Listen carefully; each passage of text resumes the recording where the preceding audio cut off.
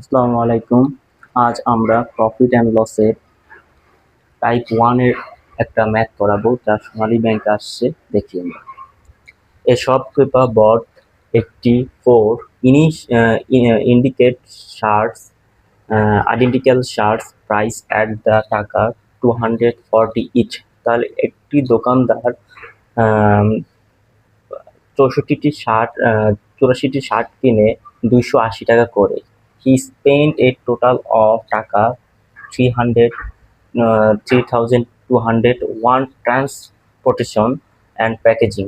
সে ব্যয় করে এবং প্যাকেজিং এর জন্য ব্যয় করে 3200 টাকা। He put the level of the marked price of টাকা 421 each shirt।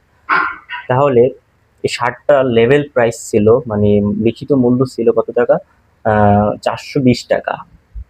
He offered at discount of 15% on each shirt. তাহলে শার্টটি 15% ছাড়ে বিক্রি করলে মার্কেট মানে মার্ক প্রাইসের উপর 40% 15% বিক্রি করে।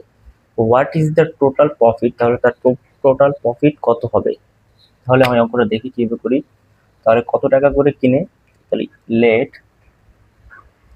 Initial price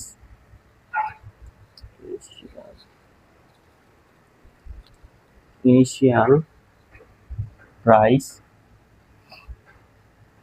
240 × 84। তাহলে আমার হবে এখানে 240 84।